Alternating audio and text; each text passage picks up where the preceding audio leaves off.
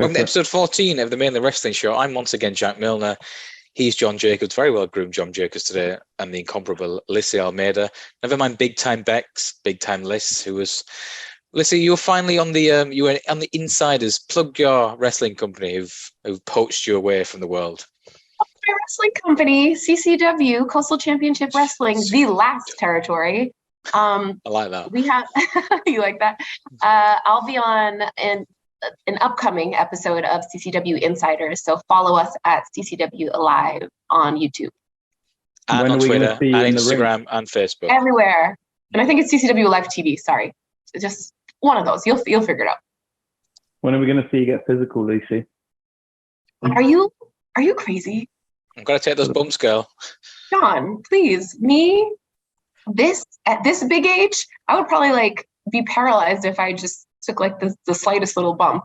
If I took the bump that Julia Hart took last week on what's the Friday show called? Why can't I remember? Rampage, baby. I would be dead. Okay. But she's young, right? She's 21 and she's a goth, yes. And goths feel no pain.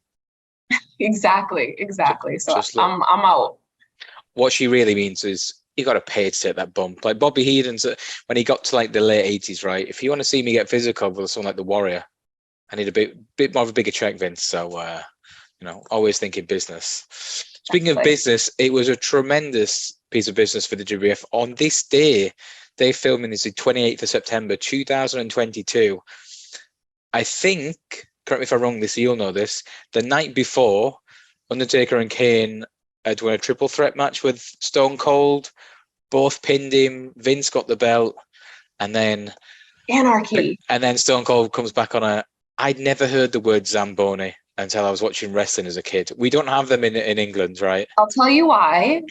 Have you ever visited a skating rink, an ice hockey rink, or an ice rink at all? I was hyper obese as a teenager, so I went nowhere near the ice because I'd sink. Well, so I'll tell you, especially because growing up in a city, you don't have ponds or whatever that freeze over that you can ice skate on. So my dad actually, don't know why, quick story, obsessed with ice skating. So he put me and my older sister in ice skating. And that was one of our hobbies when we were younger. I've ice skated from the time I was, I think, 4. Wow. So if you've never visited an ice skating rink, you probably would never have seen or been exposed to a Zamboni, which they use to bring out, spread some water, spread out the ice, because otherwise it gets very bumpy. So it's basically like JJ and I being English people, cricket is like a big, it's like something the equivalent of I was going to say mower. That's not right, is it? I'm talking nonsense. JJ, this period, Stone Cold Steve Austin is hotter than your beard right now. Again, we've already said you're a little bit too young, bless, for this period, but do you know much of the storylines going on from late 98? We're about to have the Deadly Game tournament for the title in 6 weeks. I wouldn't be able to pick out exactly where we're at in this, and I don't remember Stone Cold being on a Zamboni, so I may not have ever seen this episode before. Oh, you're in for a treat. This is peak Vince Russo written WWF, so it's wild. The storylines are a bit all everywhere. Not much wrestling, but what we said before, all the guys have got something going on. So someone has a storyline, someone has an interest. It keeps you hooked. This is the time period where I'm just getting into it, but I only get to see little bits and pieces here and there on Livewire and stuff like that. So and Livewire was heavily edited for by the time it got to us on a Saturday morning. So and probably rightly so. Probably rightly. And Shotgun Saturday Night we used to get straight after as well, where you'd see Taka Michinoku and Tiger Ali sing. Great what names. A time. What a time to be alive, yeah. Right, so if you're watching it with us on the network, those lovely people, episode/Raw 5785, 28th September 1998. Lissy, if you're on the cock, where do you go? Oh, God, it's exhausting. But anyway, if you're on the cock, if you can find Monday Night Raw, then you click the weekly episodes, and it's on season 6, episode 39, September 28th, 1998. Season 6, episode 39, and we're going to click play in 3, 2, 1, boom. Go. Great intro. Speaking of which, intro. where's Adam Cole? JJ, you're a man of all the insider talk, the dirt sheets. Where's Adam Cole? Injured. Oh, that's disappointing. Yeah. Poor Adam. This is a bit of a weird intro. Is this comparing Vince McMahon to a dictator? Well, yes. A little bit. Actually. But then kind of showing like great minds too. It's a great video package. Look at it. Yeah.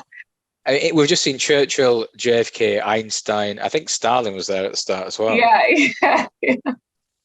I appreciate that because it's the line from Cult of Personality, right? Think not what your country can do. I don't know if you ever listened to Cult of Personality the whole way through, but it's. I would listen to it on looping around 2005-06. Yeah. There you go. Being a so big you know that you know the line. So what happened here was he had a feud with The Undertaker, he had a feud with Kane. I remember he lost the title, Hell in a Cell. He lost the first blood match to Kane, won it the night after, beat The Undertaker at SummerSlam, and Vince just went, fuck it, in a triple threat. With the agreement being, he'll split the belt between them afterwards. And then what happens is, spoiler alert, the Undertaker v Kane at the next pay-per-view, Stone Cold is the referee. I think we watched this before, Lissy, on another show. He ends up pinning them both, and Vince fires him, and the belt's held up into tournament. Drama. By the way, look at the signs. We say this every time. It's still just phenomenal to see. In the cops. Vince McMahon with the belt and the Stooges. Coming out to Austin's music. That's what a heel. Big dick energy, that. Yeah. That's MJ honestly, there's probably not one person there who doesn't have a sign. With the smoking skull belt as well. Look at how young Pat Patterson was. Rest in peace, Pat. Jerry Briscoe turned, I think, it's either 78 or 83, I think, last week. So happy birthday, Mr. Briscoe.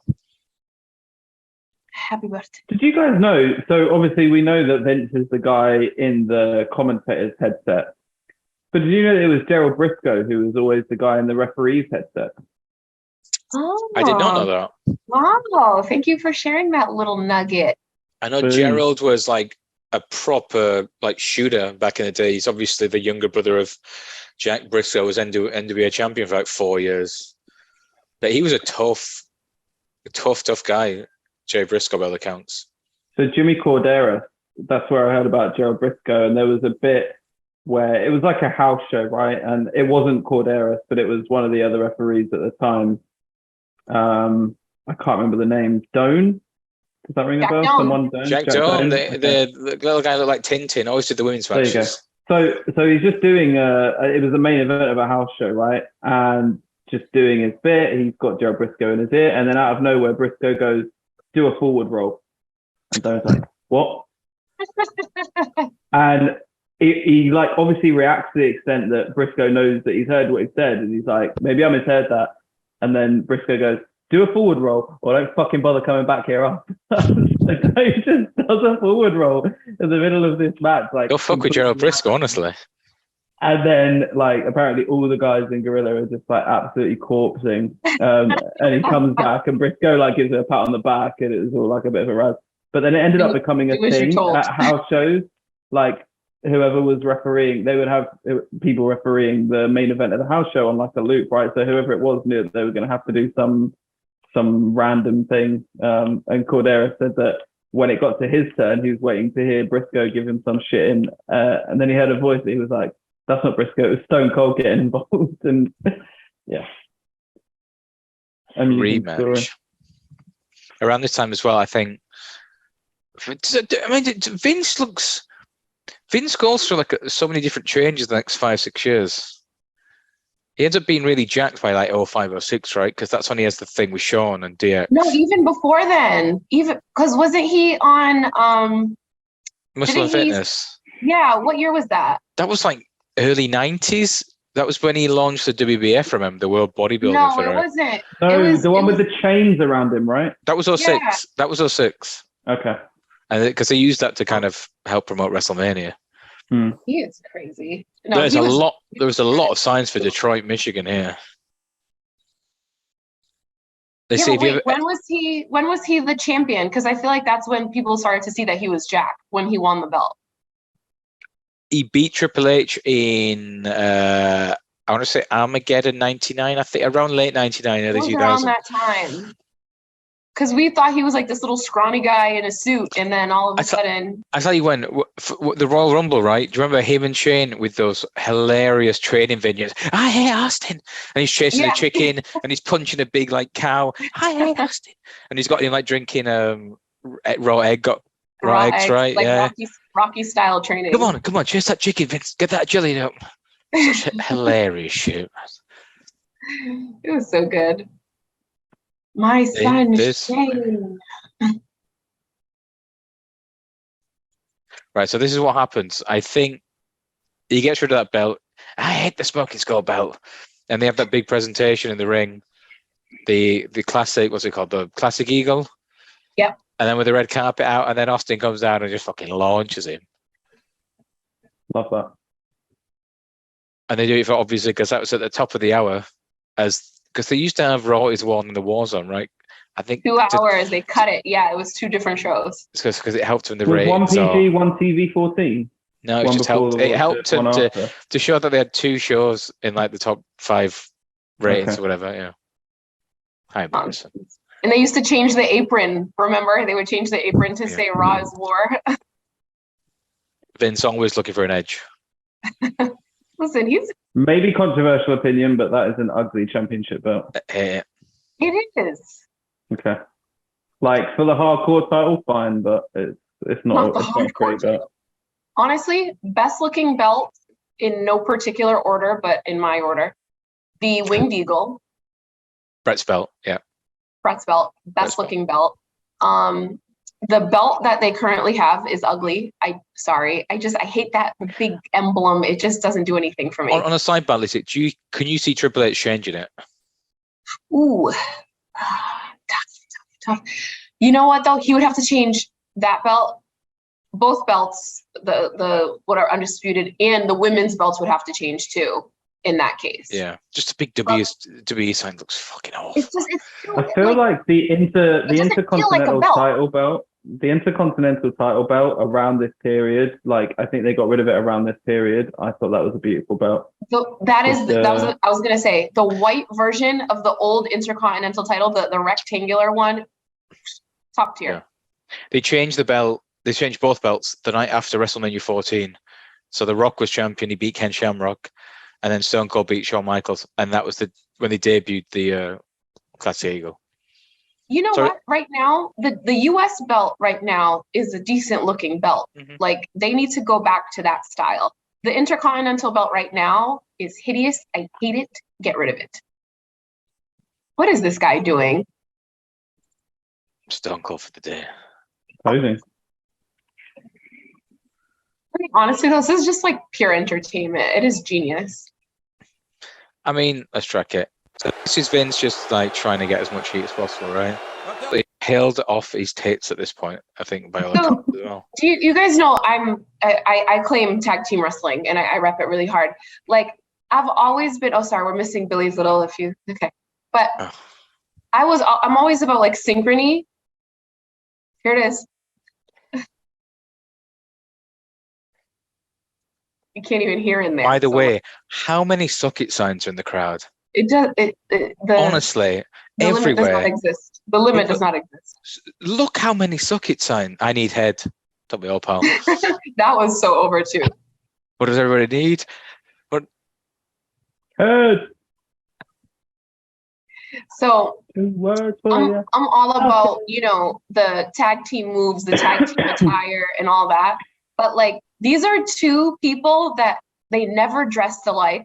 They really didn't have that much like tandem offense or whatever, but they worked. It worked. It clicked. There's no explanation behind it, right? Yeah, like they didn't have one matching outfit at all. No gear matched, but it was perfect. And the other thing is, they only had one semi-good worker between them.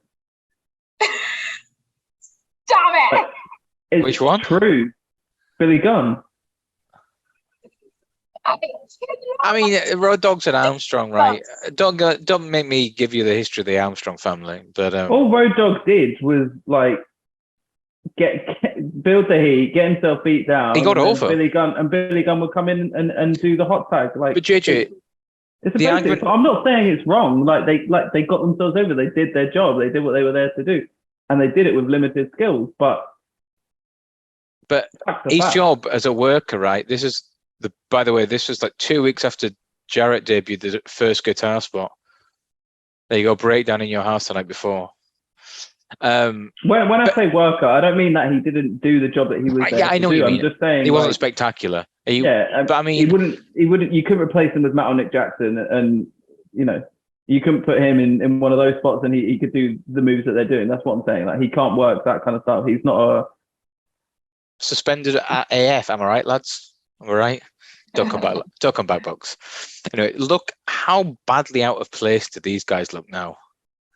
It's just weird. With the slacks and the leopard print waistcoat. I was gonna say the leopard print is just. See, awful. I would use the term. Lissy, would you use the word bouncers? Absolutely, I would. Right. Okay. They look like two bouncers in a really seedy London strip club. To be very honest with you, I had there's limited space in the old hard drive now. I had forgotten that this variation of this team existed. I had no idea. Yeah. It was bad. I just don't think that. I think the most egregious fashion choice on show in this match is Road Dogg's hair. Come on. I mean, so I remember being a kid, and JJ, we were probably about 9 when this was out, just around 8 or 9, right? And I was 2 months off 10, yeah. Even 11. At that time, I was like, there's something wrong with this guy's hair. Like, something is off. It's just not meshing together. It doesn't work. It's like, those braids are not for you, sir. Just respectfully, sir. Respectfully, they're just a little off.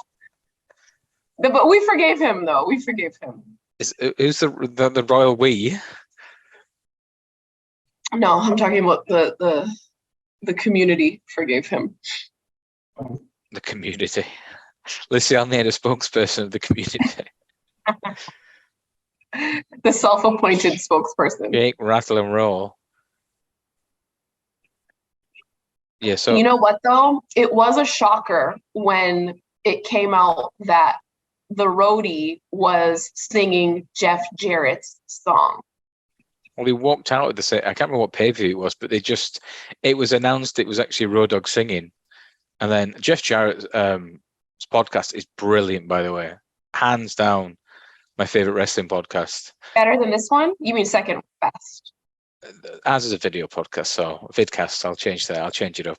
But he says, like, we just walked out the building and left. He's gone for 6 months because after he was in the ring and realized they've just destroyed me. Like, this whole character, it's been built around being the country and western singer, right? Song. That was it. That was it. But you can't sing. He said I was basically like the white country Milli Vanilli. He even had a live show of like a concert for that song. Remember? Yeah. Uh-oh. It was a big thing. Oh.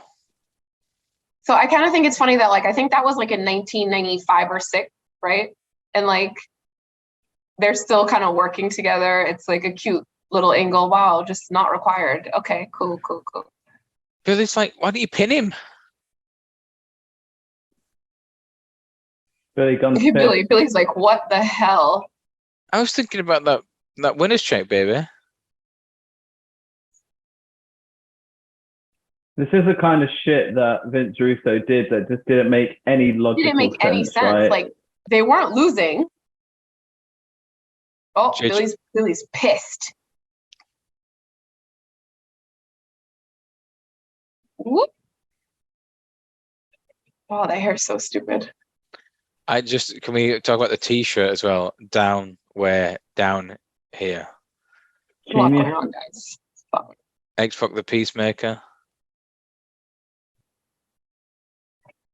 Oh. Don't do it. Don't do it, Sean. Whoa. They are all looking for that royalty check, right? Plug in that T-shirt bad. Everyone's already got the original DX shirt. Let's get him buying something else.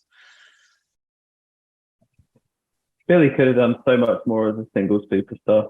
He could, but The Rock buried him. So, one of At these. the time as well, he wasn't much of a speaker. Lissy, Lissy, can we talk about that hat and glasses, please? That was his look. He loved that look. Fucking hell. Oh my God. The backwards Jack, Kangol caps. Did you listen to the 5-star review this week? I'm only about half an hour through Raw, and I can't believe how good it sounds. By the way, it was Triple H on Punk, the prank show. It was. You never heard of Punk? I've not seen this. Yeah, I know Punk. I used to watch Ashton Kutcher, Okay. right? Fine. Yeah. That I didn't know episode Triple H was on it. Hilarious when he's Triple like, H I'm on gonna Punk. take that. I'm gonna take that camera. And shove it up your ass. And he was so nice. So like So the story is, go on, listen. go ahead, JJ. Go ahead. I'll get a bit. You go tell it. Okay. So like the premise is they're at some hotel or something like that, right? And they have Triple H moving through the door, and he opens the door into a bride's face. She's wearing her bridal gown and everything. Oh shit! And then That's her a good nose one. is like, then she's holding her nose. Her nose is like flat, and it looks like she's broken her nose. And he visually, he feels terrible, of course. And Steph is there, and Steph is like playing along with everything, and it's great.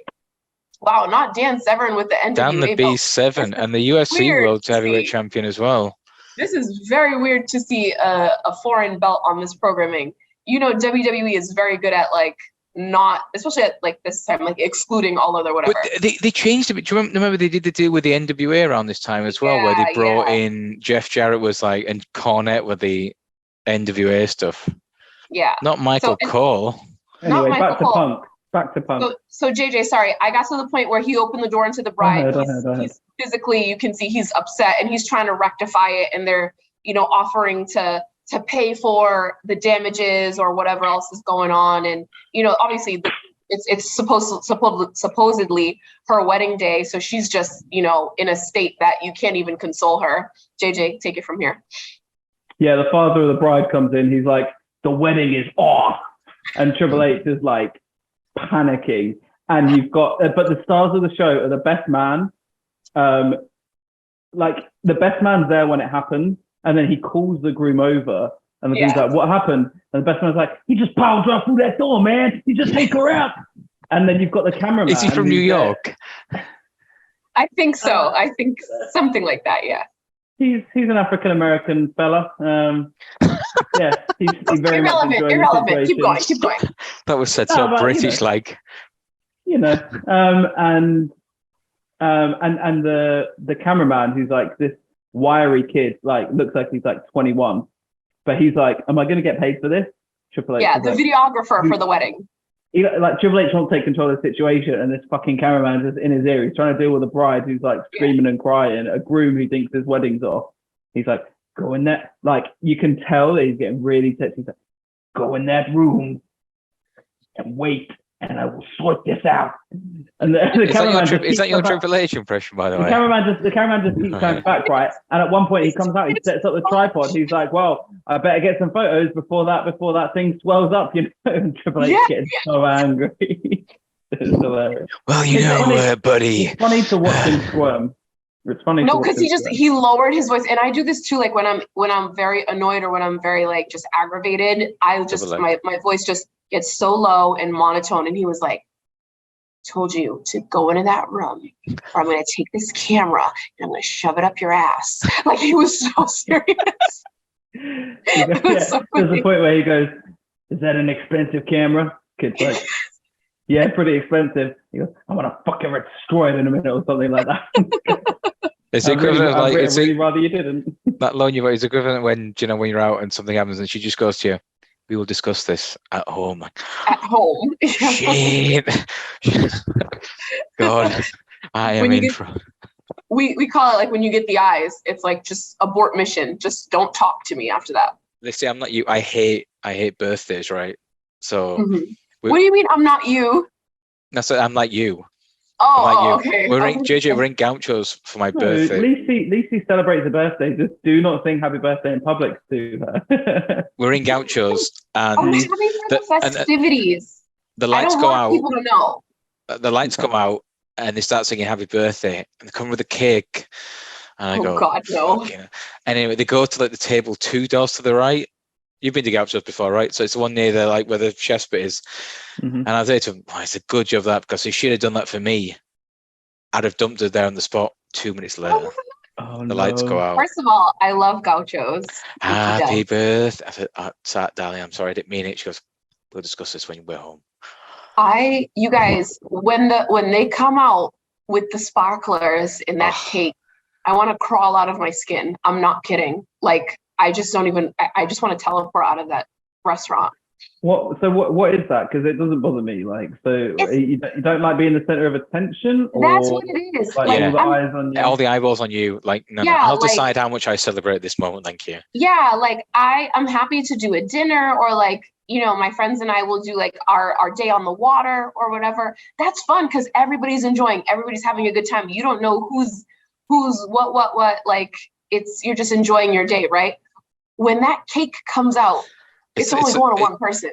Yeah, when the lights go out like that, unless it's the Undertaker coming out, I don't care. Taker or nothing. Don't want to see candles, sparklers. It's a little drum roll before they start doing it. Ugh. Very awkward. Cumpleaños feliz. Don't do it. Just Stridex. Don't. Oh my God. I totally missed what happened to Dan Severn there. He was lying in the ring, like looked out of it, and then they this commercial. Was that legit? What happened? Totally missed it. He was doing the job like they hired him to. Right, okay. Wow, not Triple H in China. It's a fake injury. Just kayfabe, brother. Look at Owen. I got work. And Owen's trying to emote as much as possible here. There you go. That's your boy Jack Dawn and Jimmy Corderas. Yep. Tony Gurria, Big Tim. What a great set of lads they had.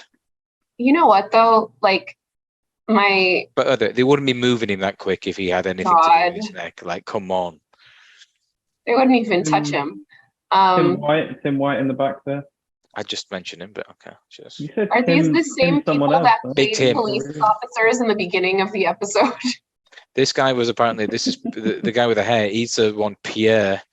He's the most famous French-Canadian guy. His most famous thing was running in after Mick Foley got chokeslammed to the cell. Finding his shoe. And Terry Funk got chokeslammed out of his shoes, yeah. Lissy, do you know Concise Capital? No. Okay, right. Do you want to explain? My missus might be working. My missus might end up working for them. They're based in Miami. Oh, so are we moving to Miami? No. Very unlikely. I'm guessing she might have to go there. She knows the MD. Oh, great! Oh my God, Lissy and Lorraine take Miami. I can L&L. Eminem, not Eminem. There you go. Never mind Miz and Morrison. I can see it. You could just sit watching Royals documentaries. I'm sure you'd be fine. I was gonna say she'd just send for George. She would never leave. Wouldn't trust him with me, would she? Good reason.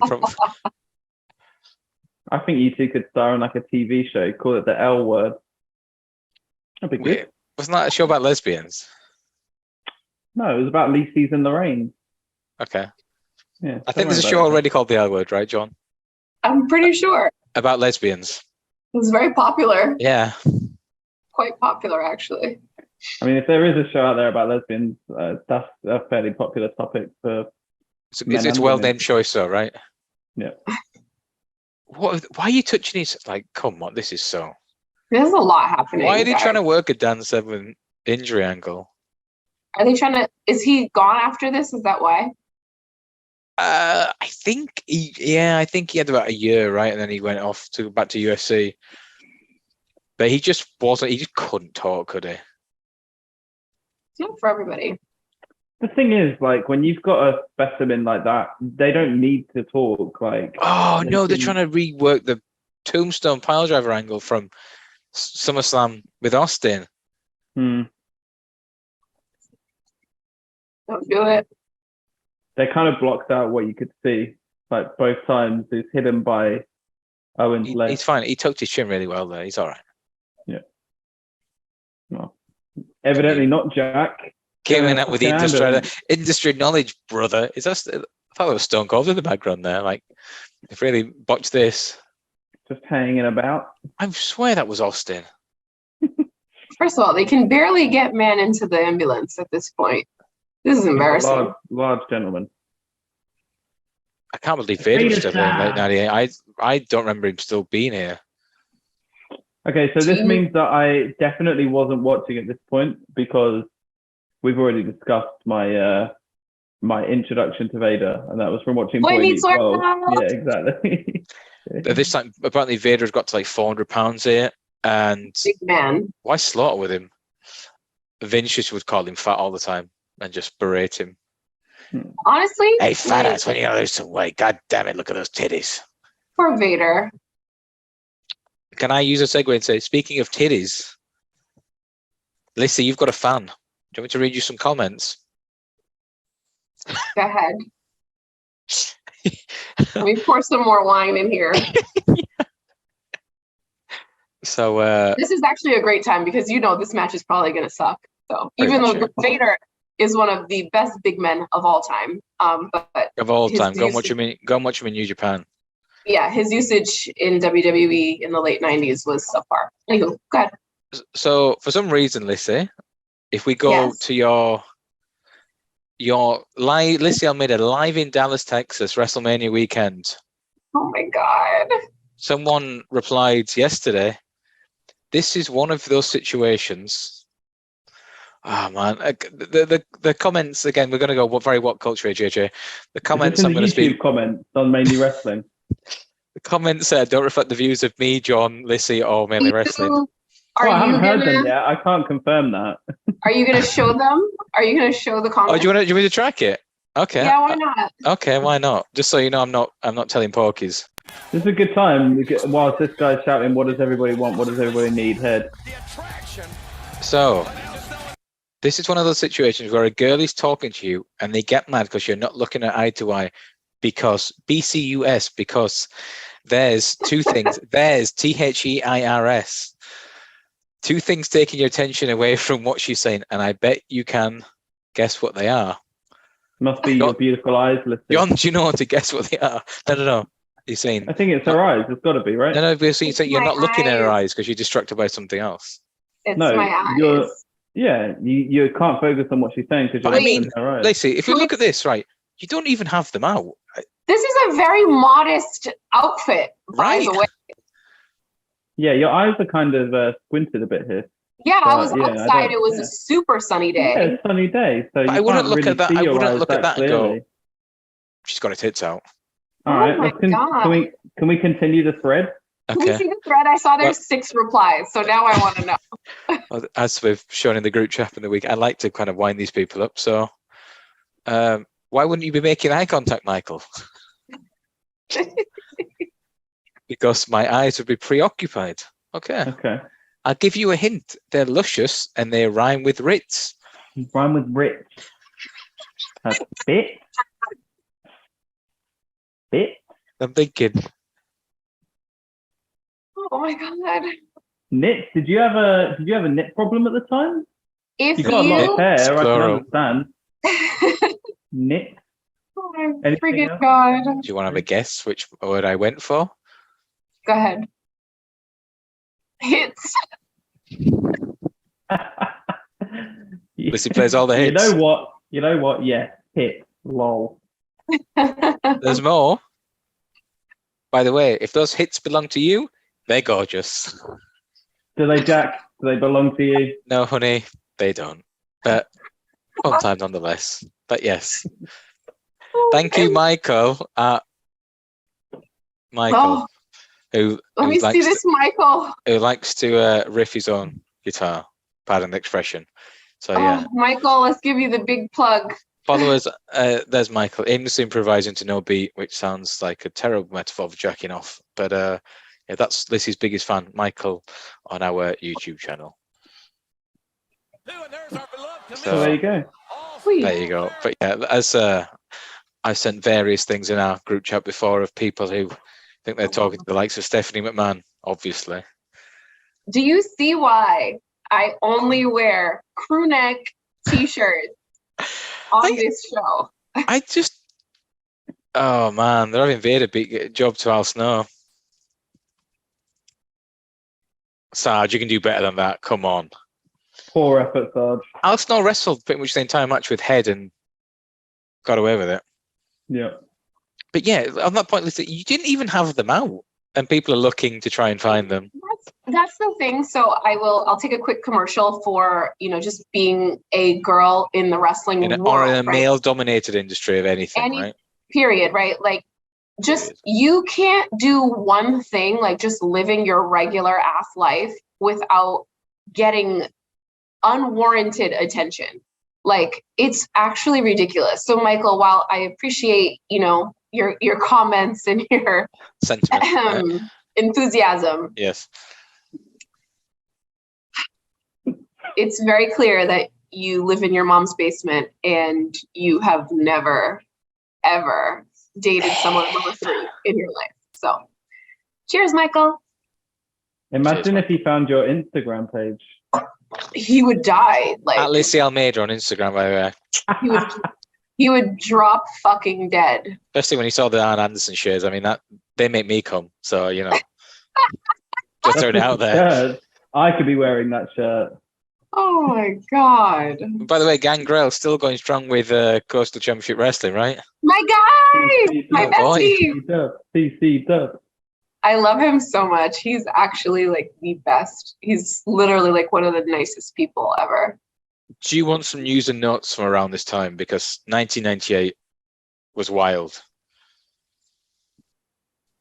And he still is lit on the vampiring. Sorry, I think, Lissy, for the British members amongst us, lit on the vampiring. Like, he's still going all the way on the vampiring. He loves the vampire shit. He got the fangs in like permanent, right? Yeah, he has the fangs. And like he still does the cup with the blood. I don't think he's like spitting it all the way in the crowd because of COVID and stuff like that. But he hasn't missed a beat. I love him. Did I not read this as like a 4-corner survival match, right? Oh, that's right. 6-man, 4 corners elimination, right? 2 men in the ring, 4 on the outside. Okay. Wait a minute. Edge. So the Brood are split up at this point.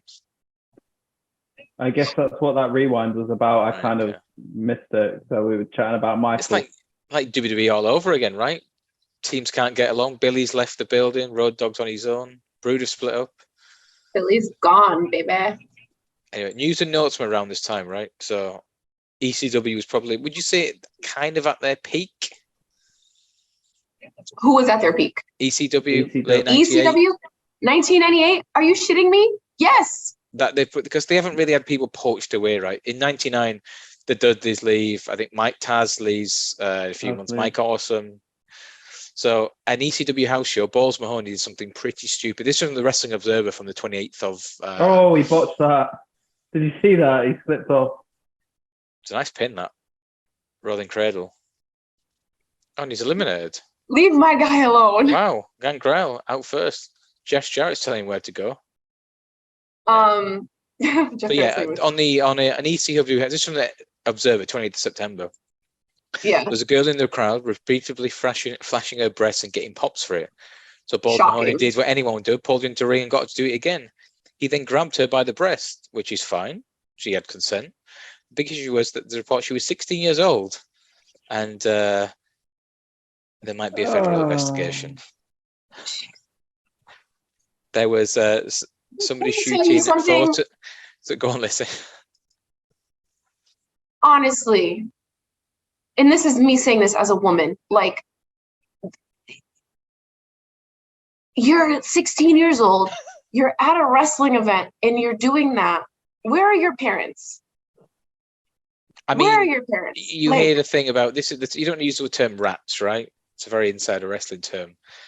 But I mean, if you're looking for that groupie life, there's better options out there. What the hell? Like that.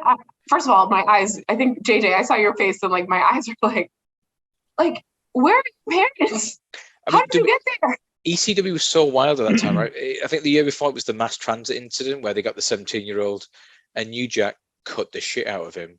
He said, "I want to get colour." So New Jack basically did like a 3-inch deep incision. Yeah. And he nearly bled and to that death. kid didn't even have any training, and he lied, right, to get on the card and stuff like that. Like they thought he was just going to go out there and do the job, whatever. Like, again, okay, there need to be checks backstage. I think that there could have been, more control in place and better checks. But like, again, you're 17. Where are your parents?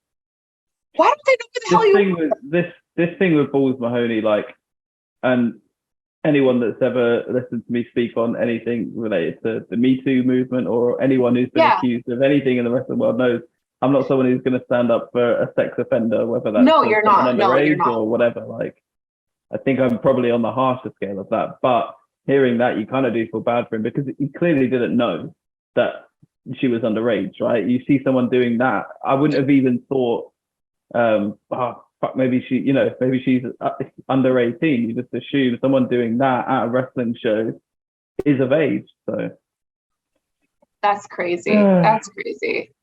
That's scary. Again, my only question in these situations, I'm very sorry if like this is an unpopular opinion, but where are your parents? That's it.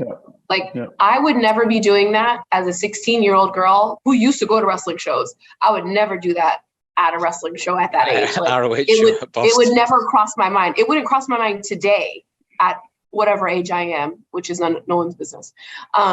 That's just crazy. I'm sorry. Like, was she drunk? That's even worse. Right. Dave doesn't report how inebriated she was, unfortunately. But it's a wild time. So again, the Sandman's just been signed by WCW. He's not allowed to use Enter the Sandman. He's not allowed to drink beer or smoke cigarettes. So his entire gimmick. That's his whole gimmick. On the ground. And this corresponded Nitro. So this is 28th of September, right? This is the day when the Ultimate Warrior has come back as a warrior, and Hulk Hogan is having these visions of him in a mirror, and he said, "This is a worrying precedent for WCW, just how bad the show is getting right now." After Nitro went off the air, the newly brainwashed disciple attacked Hogan while fans chanted "boring" and "Nitro sucks" as people fell out. So they're putting. There's that young man, that kid is Christian. That young kid is Christian. Also, with Gus Goldberg has been getting a lot of positive press in the Jewish publications. They didn't want to risk upsetting the community a bit by having him wrestle on Rosh Hashanah, which I think is a Jewish New Year, right? Which has just had the last 2 days. Yeah. So he never appeared, which left the crowd pretty pissed because he's the hottest thing in the company. So, I mean, ECW wild at this time. WCW is going down the toilet. There you go. Here's a tidbit. Kurt Angle has been the star of recent training camps, with the trainers comparing him to a young Ken Shamrock, the way he's developed the business. Despite that, they don't plan to debut anytime soon because they want to give him a major push and make sure he's ready when he arrives in the WWF main roster. He was ready. It's true. First of all, he thought wrestling was real. I can't lose, by the way. I'm an Olympic hero. Okay, buddy. Anyway, let's move on. Let's move on. But it's just weird to think. I guess you misremembered this episode, Jack, because you said it opens with Stone Cold on the Zamboni. Yeah, I'm again, it must be the Warzone, which I think they do there. I don't remember Vince, but we will get in our 10 p.m. I was getting our Raw from this point, watching Livewire, which started with this part now. Yeah. Vince coming out, and I imagine it'll be the red carpet in the ring and the belt in a beautiful frame. I remember that frame being delightful. So look, the Raw's going off the air. Copyright Titan Sports. Yeah. Now it's time for Raw's War. Isn't it now time for the Warzone? Was it Raw then Raw is War? Definitely Raw is War and Warzone. Because again, that was my first ever PlayStation game. I saved my pocket money for like 20 weeks to buy that PlayStation game. 20 weeks. I don't think Cost I like gave 50, up. cost I'm like such a 50, quitter. it cost 50 quid. My life was wrestling at that time, right? I'm Late such a 90s. quitter. I would have gave up. I'm not sure I ever owned it until maybe a fair bit down the line when it was like super cheap in Computer Exchange or CEX. But I remember playing it at friends' houses and stuff. Yeah, great game, legendary game. It's just because when you've lived and breathed wrestling for as long as I had, like to actually be able to play on a video game with it. Because remember my mates were like, you remember the old WrestleMania game for like either a Sega or maybe the Commodore 64. Oh, God, I'm old. My friends from like the new generation era, like early 90s. What's Vince saying here? So I think WWF Attitude came out around 2000. Do you remember that game? Late 98. Late 98. Okay, fine. So that was like a huge thing in my primary school. And I had certain friends whose like house I would go over to like after school. We'd watch wrestling, play video games, whatever. And I remember when the day that came out, I was like asking people, "Oh, like, do you have it? Have you got the game? Like, should we go play it?" Like, no, don't have it yet. No, don't have it yet. And this kid who like I'd never really hung out with was like, "Yeah, I got the game." I was like, "Can I come over to yours and play it?" And he was like, "Yeah, yeah." No. No, he was like, "Yeah." And then I went round to this guy's house, and he was like, "Oh, let's just watch some TV for a bit before we go up to my room, like, you know, say hi to mum and stuff." Sounds like a date. Don't want to be rude, right? So we're like watching TV. Like, God, this guy's being a bit weird. And then like, so we went up and started playing on the PlayStation. He was like, "I don't want to play Attitude yet. Let's play this game. Let's play this game. Let's play this game." I never got to fucking even see Attitude. He didn't have the game. He had the game. I saw the game. He fucking trolled me. He's been a game cocktease. He trolled me. By the way, peak Taker entrances. Love this. It was terrifying. He walks so slow. It's like your dad who's really pissed off on his way to whoop some ass. Like, boy, when I get my hands on you, you dead man. By the way, Lissy, I still can't believe. Let's talk about Lissy's. Lissy's the cool aunt of her family, right? Yes, I am. Thank you. How Mila looks like such an old man. It's so adorable. Not Mila. Mila. What? How he looks like an old man. He looks like he's 70. Mila's brother. Sorry, yeah. Oh, his name's Cabral. Cabral, sorry. Yeah. I just he looks like he should be like carrying a walking stick and have like a waistcoat. Do you know who he looks like? You said your dad, right? Just like my dad. Can we see a photo? We need a comparison of him and the great Peter Almeida, right? I'll send you. So like when we got to Boston a couple weeks ago, my parents they bombarded us at the airport, as I like to say. And my dad was like, "Let me see my boy. Let me see my boy." I'm like, "You are out of control." He's like, "That's my face. That's my face." I'm like, "Okay, you're entirely too excited."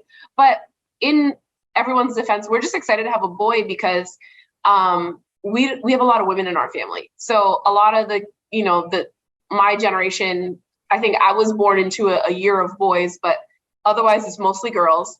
I have, in my house, there's 4 girls and my dad has 4 daughters. I don't know how he did it. And then like we had Mila first, and then we all thought she was just going to have 2 girls, to be very honest. So I think everybody was like pleasantly surprised. And we also just don't know how to handle a boy and he's like such a gem. Boys. What's a child? So different than girls. So different. Trust me. Every time those are stories. How are they deciding the title winner here? They're going to split it. Well, Vince is going to tell you. Listen up. Okay. He promised them, if you beat The Undertaker at a breakdown, the title's yours. He just hasn't said how. But go back to that point. So Lorraine, for example, there's three sisters, right? One of them, there you go. Here's Austin. One of them's got 2 daughters. The other one's expecting twin girls. Another one's got a daughter. George is the only boy, but it's dad's, right, and grandpa's. So her dad is like such a straight-faced, plain, doesn't get excited about anything. With the boy, he goes mental for. Yeah. Great little man. Sounds like my dad. He's a great little man. Look at it. Gee, you're a great man, George. You're a great man. He's Taking out the light. He's there just talking to all the time. You're a great man, aren't you? That's my boy. Great man. I'm like, all right, Will. And then like, Willie, did you play golf last weekend? Not too bad. Yeah, a few birdies, nothing much. Like, okay. There he is. Yeah. I'd love to track this, but yeah, not allowed. Listen to the crowd. Listen to the crowd. It's Miller time. I got him again. He got McMahon again.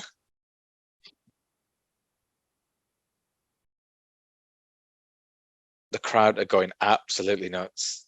Crazy. Wow. How many? I would love to know, just from a trivia standpoint, how many times did Austin get arrested on air? Just so we know. Well, we watched the show in our archives from 22nd of September when he first stunned Austin in the Garden in 97. That was the first time he stunned him and got arrested. And I want to say, like, it must be a dozen times after, because it worked, right? It got him over.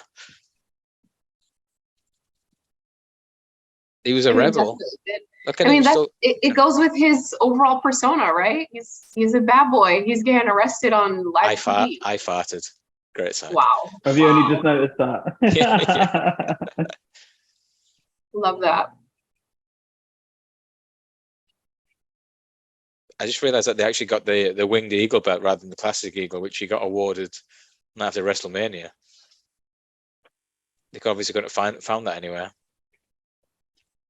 But there was a constant theme, right, of just big deals around this time on Raw, and Austin ruined it because this is so similar to the time when he came out and pushed Tyson, right? Yeah. They did the same red carpet thing and get took away by 20 cops. What I really appreciate about Raw at this time is like a running theme going throughout the show. And granted, the running theme was usually Austin interrupting and causing chaos, but it didn't have to be that, right? But it's cool to have that thing that it had a hook to keep you watching. Because as much as I love watching AEW Dynamite, right? It's like, here's a segment, okay, done. Here's a segment, okay, done. Here's a segment, okay, done. And it's like, this is the famous gif. What's the big thing? What's happening? What's the big story here? You know. And I mean, to your point there, JJ, nothing means more than anything else, right? There should be tiers. Yeah, right. This is and Bischoff has always said, you need like an ABC. A is your overriding top tier guy, running thread, main event, and then mid card and whatever. And the problem with AEW is everything kind of feels the same, but you need to elevate. People should be top of the card, main event, and stand out as such. That episode where they had Moxley leaving the contract in the middle of the ring at the start of the show, I thought there was going to be this whole thing running throughout the show where you would have I don't know, so Ace Steel's picked it up, right? I thought you would have like Mark Sterling going over to him and going, let me see that contract. I'm going to do contract law. Tony Nese needs a shot, right? Or, something like that. And then you would have whatever, the arse boys come through and be like, try and get hold of it, and not the arse boys. But whoever, like, it doesn't matter who it is, but then there's a thread running throughout the show, and it can be like a bit of a comedy thing until you get to that final bit. I love the way Vince flips the bird. It's the funniest thing ever. He's always I hate Austin. Hey, what is with that? Is that an American thing? It is. I know you guys do this. Back off. Do this. I know. But we do this. It's the big one. Yeah. Pretty much. I do this because I think I've been doing this, and people here, most young people here, don't even know what this means. Really? Is that just a British thing? It's a British thing. Most young people don't know what this means. You speak, JJ. When I moved it, I brought the Friends box set with me. So yeah, Friends and Sex and the City. Okay, so I have kids, Friends, Only Fools and Horses, and my Ring of Honor DVDs. No, I found that kids really don't even know what this means. Like, where do you get it up? Yeah. That's an even more aggressive get it up here. Like, there you go. You missed that, by the way. The fact that they're so digital. So digital. They're so digital. Like, these things don't mean shit to them. Like, they're not offended by it. It's like, oh, okay, that was like a big thing when we were young. Like, fuck you. Oh, I love it. But JJ, sorry. Back to what you were saying. Like the fact that they came out wearing They came out wearing that I new forgot. DX shirt, and then they plugged it later on in the show. Genius. What was I saying? What were you saying? I don't know. Totally lost the thread. We got so caught up. Sorry. No, just about threads running through shows. But you're right. I loved. But yeah. So one of my favorite episodes of Dynamite was the Daniel. The last few ones where they were hyping up the title tournament, right? They would have the thread of like building to the main event, and then they did that for the Danielson Moxley match. Packages for what it showed to each guy, who they beat in the previous rounds, and then the main event. I still got I thought Dragon should have won, but I'm biased. We are recording on a Wednesday evening. Obviously, by the time we speak about this, it'll be null and void because the results will already be out there. I still haven't watched Rampage by last week, by the way. You're just let it go. You're never gonna see it. Gone. Don't worry, it's fine. Does anyone have any opinions on tonight's matches? Do you even know what tonight's matches are? I think it's a reduced card due to the Jericho hurricane, versus right? Bandido. Jericho versus Bandido, which surely Jericho must win by Moxley against somehow. Juice Robinson. Do you know Can what? we I've never actually pause seen there? Juice Robinson. Can we pause? What are you guys' thoughts on Jericho as ROH, as you say, world champion? Fucking hate Well, I spoke Hate it. about the reasons why he shouldn't be champion. Go ahead. I think in the last One episode, sec. which JJ. Yeah. Pause that thought because this is brilliant. okay, Oh, sorry, go on. Let me track Should we this. try? Yeah, go on. I don't mind if this gets pulled copyright. I'll use it for the socials. Just. I I love mean, him punching. He Assaulting. starts punching him in the shoulder. So McMahon covers his face. Like, no. Don't even you hear know you what, there. JJ? I was 10, right? I thought it was the greatest thing about it. I wasn't looking where he was punching. I know. Vince selling though, like just look at how he sells. Break his leg. Kane's there to look after the Stooges. And again, Wow. the biggest plus that they had at the time, right? Never seen Undertaker use this move one day before this. Single leg.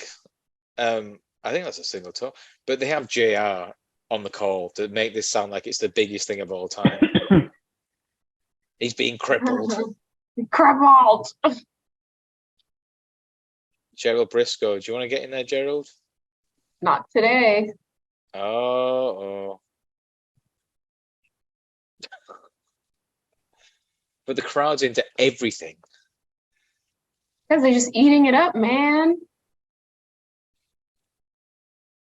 But yes, to your point, Lissy, let's just finish point? stuff because this is Taker being a brilliant worker, right? He really looks after him here. Oh, yeah. Vince was in the best hands, as we know. He holds him in the ultimate regard. So he's never going to do anything that really would hurt him. He's like a son to him, like the son he never had. I thought that was Triple H. Triple H, Look Shawn, at the cell. Look at Undertaker. Vince. Watch Vince.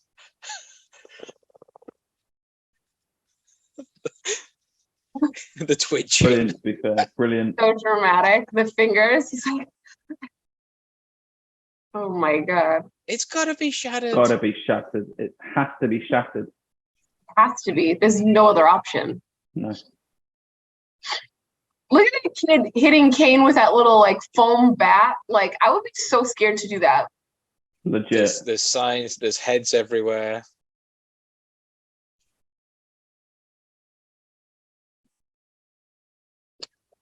The man didn't mean it when he cut on the Mandy count. It's just a King is joke. so good. I was going back again to I club up like loads of old Raws to fright. All right, Most of it is just JR Lauder going, what? I will be back. Wow. Child or P? Just wow, Kai. Crying child. To your point, Lissy, anyway, sorry to interrupt. That was gold. Jericho, Arovich, world champion. Oh my God, I forgot I asked that question. I'm not gonna lie. Not for me. So personally, if I'm saying like Lissy, wrestling fan, ROH fan, whatever, not for me either, right? But we have to think about the bigger picture here. Look at Mick Foley trying to give him a drink. Oh my God. And he's trying to give him some sweets. Do you want a drink, Vince? Coke. That's like a Coke. Sorry, that's funny. This was just so well done. So well done. Great piece of Like, business. choking. Look at that hit. Like you see he holds it high. And Yeah. he comes down so soft, yeah. And he like goes halfway, gives it a little stoppage, and then boom. So good. But again, when you've got JR screaming, "Oh my God, his leg has to be shut!" I just watch it Yeah. go. Yeah. He- Look at candies. You see the candies? Dave Hebner there. God rest his soul. Oh my God. Those are like cough drops that he's trying to give him. All the little subtle things, right? Just brilliant. Oh my God, I'm dying. Wow, China with the ooh. biker shorts. Wow, China. So just really going back, like if you're thinking about bigger picture, if they're trying to do some type of, I think getting a big TV deal. big deal for ROH, yes, I see it. I If think they- they're going to use him as leverage to try and get a TV Yes. deal. Oh yeah. If they fuck this up, I don't know. I think they get a TV deal and Claudio wins the belt on the first show. Like and that's what it is, right? Like personally, you loved ROH. I loved ROH, right? Not loved, love. Loved. No, you're right. Right. Absolutely. I adored it. That got me through my first couple of years. I hated university life, right? Yes. Wow, China with the lead pipe. Wow, drop back having like a sack of There's shit. so much going on. My God. So like when you think of ROH, for me personally, I think of Claudio. I think of Chris Hero. Oh my God, what's his name? Chris Hero. I say Chris Hero. King of wrestling, yeah. Claudio. Chris Hero. Claudio, Sarah Del Rey. Punkio. Yes. Sarah Del Rey. You think of Larry Death Ray. Sweeney, God rest his soul. Like Oh those my guys. God. I tell you what, they always talk like, so Eddie Kingston, right, he cites Larry Sweeney's death as like one of his main reasons for going into depression. So all those guys came up together in Chicago, right? And Yeah. I think Larry Sweeney came over in 2007 in Ring of Honor, and I thought he was like the funniest thing ever, like calling people Brilliant. ham and eggers, and He's brilliant. the laugh and the suits, and it's just so sad. So brilliant. Again, just 15 years ago was such a different time for men's mental health, right? So I know, just gone too soon. but yeah, that era, but just beforehand, 2003, 4, 5, 6, Punk, Christopher Daniels, AJ Styles. Right. I mean, going back Nigel to like McGuinness. Nigel and Nigel Dragon. McGuinness. Oh my God, My I name's loved Nigel him. McGuinness. I'm in it to win it with I his mean, Guinness. ultimately- Do you guys remember Colt Cabana? Who? We don't talk about him on this Colt podcast. Cabana. Oh, sorry. All right. Cheers, yeah. All right. Okay. Yeah. So Don't get no, and sued. I think Doesn't even have about a I think bank about that. I think about like just a lot of the people that they kind of like just put on that you don't even think about. Like I would never have been exposed to like certain like Japanese talent like Takeshi Morishima. Like I'm like, I don't even know who this guy is. He was like the champion when I started watching, and he was just such a badass. And you're like, wow, like that time was just so, you're just discovering this small wrestling promotion, and you're used to WWE, you're used to, WCW and stuff like that. And, me coming in as like a 16, 17-year-old kid and seeing like Bryan Danielson for the first time, like I love ROH. So I would love to see them, prosper and come back and have a really good TV deal. But yeah, that's really the only thing that I can see from Jericho being the champion, hopefully. Yeah, it's a very like kind of obvious political move, right? It's just We spoke on men's mental health, and there was again another story from Jimmy Cordera. You can tell I've been having a look through his book. I love Jimmy, by the way. plug the book, he- JJ. The 3 Count. It's not a great book. I'll be honest with you. He's not the best storyteller, but there's some interesting stuff in there. Doing Jimmy dirty. Good stories, yeah, like good stories, but maybe just not written the way that it's easiest to understand. Like, no, it's not even that. Like, he's just not a good storyteller. I'm over here trying to defend the guy. Yeah, we're trying to help him out here, JJ. There's stories that I knew in the book. Like, he told the story of WrestleMania. Was it WrestleMania 17 when you had Raven versus Kane versus Big Show in the hardcore title match? Yeah, wait, Raven nearly Raven- Raven nearly ruined the show, didn't he? That's the story, right? This is the story that he told. And he's like, he's talking about WrestleManias that he refereed in. He's like, there was a funny story where Raven, it was one He's of the on a best golf cart, right? WrestleManias. Yeah, he's on a golf cart backstage, and he just doesn't like. It's a very like kind of dramatic story. Like he ran into the power cables. He could have ended the whole show, but he didn't. And he was like, "Oh, Raven was on a golf cart, and Big Show was on the back of it, and he couldn't control it because the front wheels were going up, and he nearly ran into some cables." But it was was that the okay, story?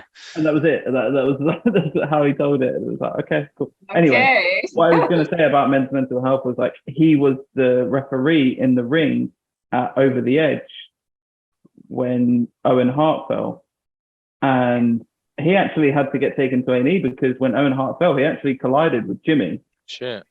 And Owen and Jimmy were really close. I think a lot of people were pretty close to Owen because he was such a like lovely, personable Nice guy, right? Yeah. But he was like the extent of he was like everyone backstage was lovely, but like the extent of it was like Taker came up to me afterwards and was like, "Are you okay? If you need anything, let me know." Apparently Hunter was the same, but like, and he was like, "That was so sweet of them," and I sort of saw it and I was like, "That was it." Like, you know, as nice of it that it was that they did that. It was like, but that's all that he had. There was nothing from the company like. Yeah. Speaking of men's, sorry to interrupt. Oh my God. Speaking of men's mental health, can we just appreciate what's going on right now? A man's man, a real We'll man's come back. man. We'll come back. That was it. That was it. He's a man. Got the end of it. Just a man. Oh my God! Now the oddities are here with the Insane Clown Posse. That was bad. The oddities fair, against the Headbangers. Yeah, this is where the women's match is normally in an AEW, right? Just before the main event. Yeah, exactly. Because nobody cares. So JJ, just back to what you said, if that happened today, there would be grief counseling. There would be offered, yeah.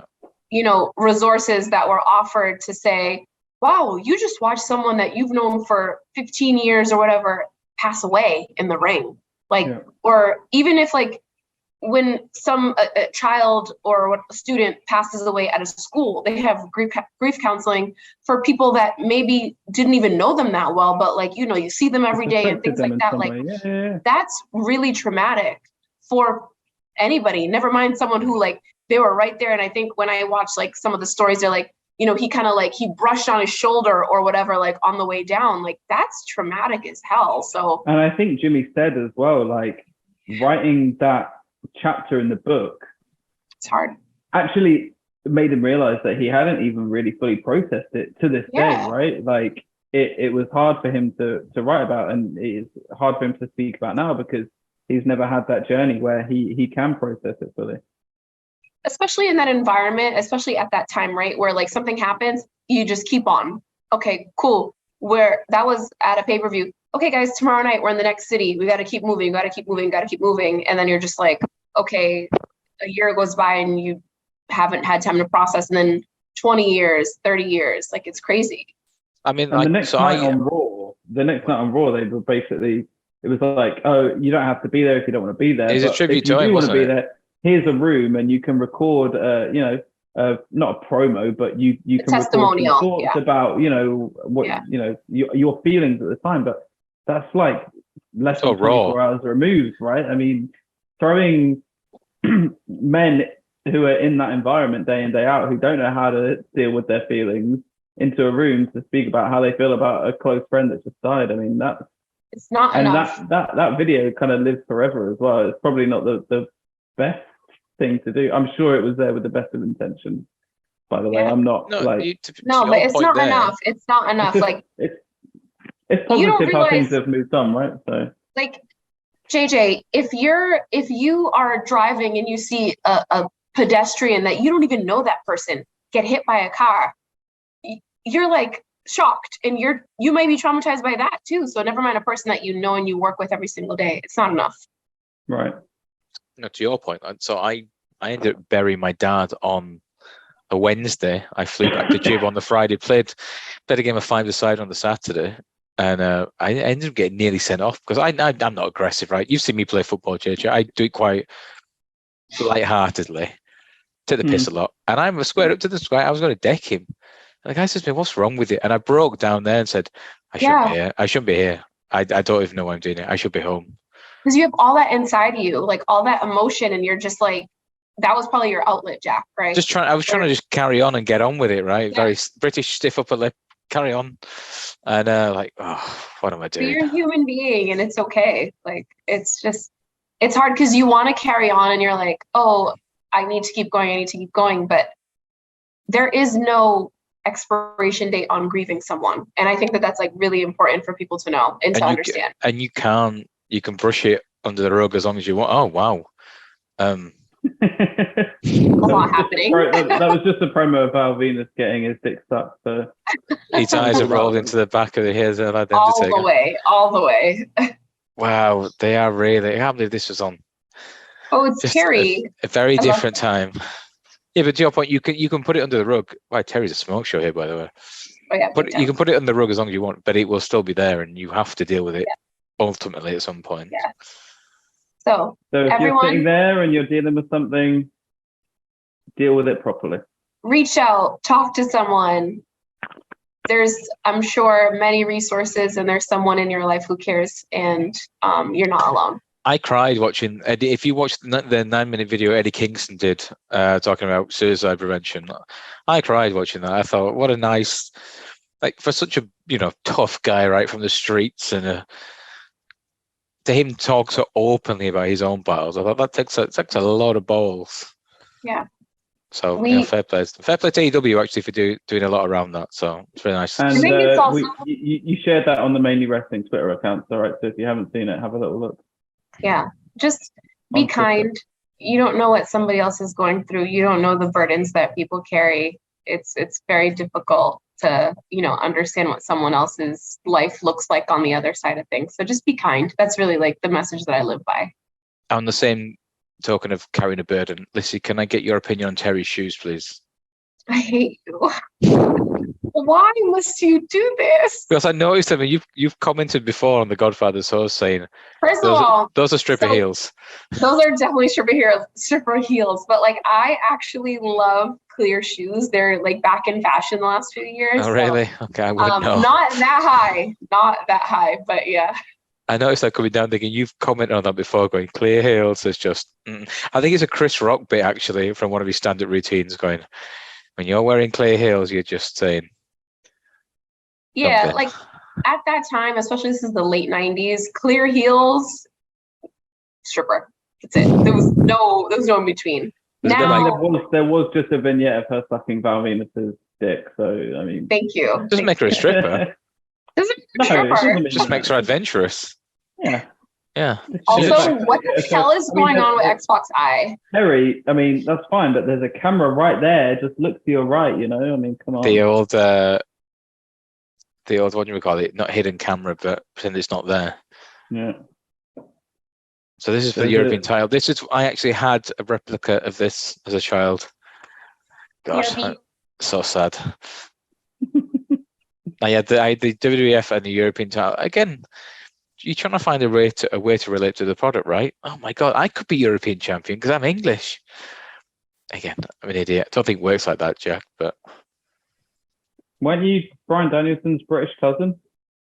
That was by the time I'd gone to uni, yeah. America. I actually had that on an RBS business account. That's ridiculous. It's still come because I've still got my personal account with them as well, and it's still on some like references. Yeah, all one word as well. American Dragon's British cousin. Because that was there must be someone that like comes across your profile at some point who's a wrestling fan. It's like, this guy. What a guy. Everyone else will just brush over it, like, okay, like whatever. But someone will come across it and be like, yeah. but I mean, the problem is American Dragon. He's like in that like a cartoon on Nickelodeon as well. I don't know. I think it is because I remember Googling like American Dragon and it came up for that. Like, what? How dare you steal Bryan Danielson's nickname? That's disgusting. But yeah, that was my basically my backup account for the Ring of Honor message board, the ROH forum back in the day.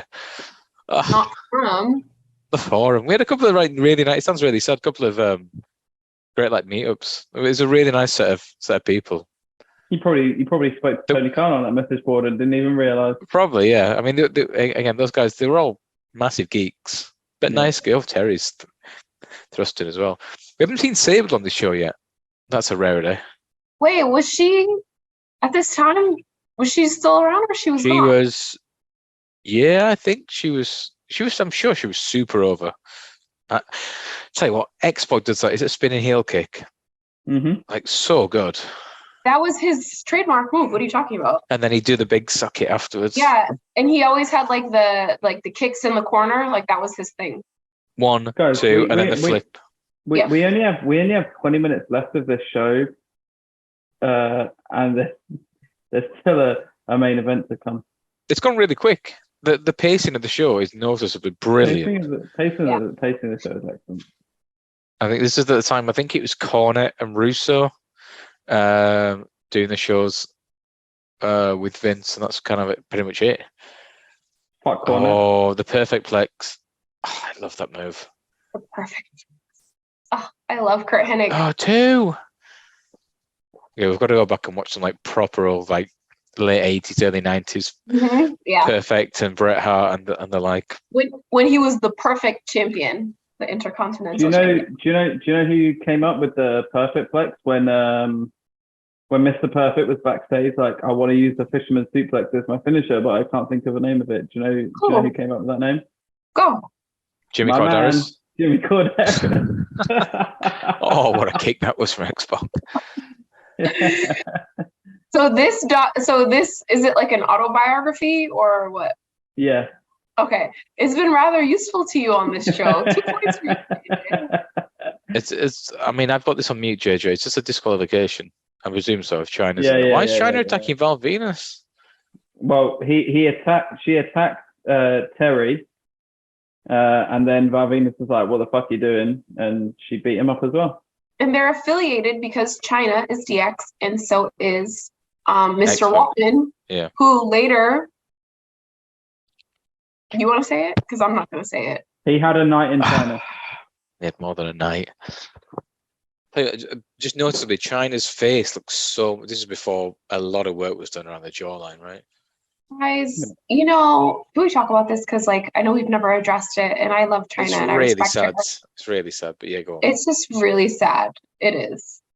What the hell is going on in the room right now? Can I just say, it's not sad that someone has work. If you want to have work, like if you want to get a nose job, you want to get a boob job, you want to do whatever, do it. But I think it's that, like, she obviously felt a lot of pressure to look a certain way because she was on TV week in, week out.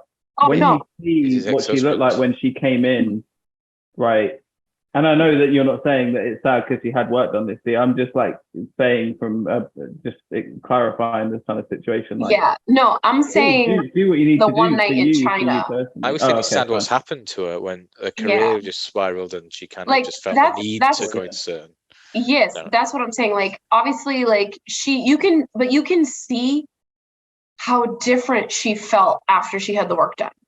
Like, you can see it on her face. Like, she was carrying herself. Her ass. Yeah, she was carrying herself so differently. And again, I'm an advocate for, like, if you want to fix something on yourself, perfectly fine. But, like, fix the inside and fix the outside at the same time. But yeah, like, just everything that happened after her release, or, you know, her departure from WWE, and just all that one, you know, the film, the adult film she made with, I don't know if it was unbeknownst to her or what the situation was around that. But yeah, just very sad. And she was just so talented, and just, I think she just could have went so much further. So well, it's kind of just the nature of the business, right? So she left the WWF, I think, in the summer of 2001. Yeah. And she was red hot. But around that time as well, if it was like 3 years earlier, she just goes to WCW and becomes like the women's champion and becomes a star. A bit like Saraya, right? Going to AEW now. No she's options. Going to and it's just by that time, I think it was pretty open that Triple H and Steph were the thing. Absolutely. Steph is the daughter of the owner. It's hard for her to see that in her face, right? And she's kicking off about it. So I think Jim Ross said we sent her home, and she just collected a check for like 8-9 months. But if you remember, I don't know if you guys have like watched any of like the documentaries about her or anything like that, but like she went to Japan, and I'm sorry, I can't recall like who she had a match with. No And idea like, either. even though, I've got no idea either. I don't remember any yeah, of like this. even though she lost, like she had a really big match there, and it was like heavily promoted, and like she was in amazing shape. She looked great, and it was just like it could have went further, you know. Her friends said But that just seeing all stuff with Triple H like properly broke her. it did, Yeah. and like just like the alcohol, the drugs, combined with issues that she was having personally, that I don't care what anyone says, like that does you carry it, and you can't just get over it. You can be like, oh cool, I'm on the cover of Playboy and I have all these offers and all that other stuff. Like if you're not happy inside, that doesn't matter. Like you're not going to be okay with whatever you have going on, especially with that level of fame and that level of access and all that. So it was just a very unfortunate ending. And that's the thing that I come back to the line that Serena Deeb said in her promo on Dynamite a few months ago, where she was like, I got these things bolted onto my chest to, whatever the line she said, it was like to get me over with a few perverts backstage, right? Yeah. And I like, obviously China, well, yeah, that was before the Vince stuff came out, but you know, even more pertinent now. But that was the point, right? Like China, if you look at her body when she came in, flat chested, but you know, like fucking built like a tank. She didn't need to do that to look like a monster or anything. That was just so like the fucking horny people in the crowd who chant "suck it," and that was the most over chant, could get on board with her, so they could see something sexual to a woman, because that's all they see women as, right? And she had to do that to get to the heights that she got to, even though physically, mentally, she didn't need to do that, but that's just what she had to do in that environment, right? So, and especially at that time. Yeah, and she looked more confident. Like I think she probably did look more confident after she got the work done. And maybe it was a good thing for her. I'm not going to sit there and say that I knew her mental state of mind, and I'm sure there were a million other contributing factors, like the ones that we've already addressed, like the video and the stuff that happened with Hunter, and then him being with Stephanie and everything. You know, I don't need to rehash everything that happened, but it's just sad. It's a shame if she felt the need to do certain things irreparably to her body to achieve what she wanted to achieve, because she was more than capable and a once in a lifetime talent, right? So yeah, and she wasn't the first, and she probably won't be the last. No. So by the way, just going back to we're into the main event now. The three of them fighting with each other. Yeah, because the three of them had a triple threat match the night before, so it's not going to plan for Vince. But yeah, the weird thing with Triple H definitely was that Triple H got China into the company, right? As she came in as his bodyguard in '97. They were already seeing each other, so right. And no one really knew that. Like the fans, rather, didn't know that. Kayfabe, brother. Was it just a case of? I suppose he got into the storyline with Steph, right? In like around late '99 when they got married. Everything about that's just so strange that you would risk. I mean, fair play to them, it's worked. You know, they've been together 23 years. Mm. But leaving your partner and getting with the boss, the owner's daughter, in the words of Dusty Rhodes, that's risky business. I mean, I see it as one of those things that kind of developed naturally, like probably all been in a situation where you've been with someone and then you meet someone else and there's a chemistry and... Well, JJ, have you heard the story about that?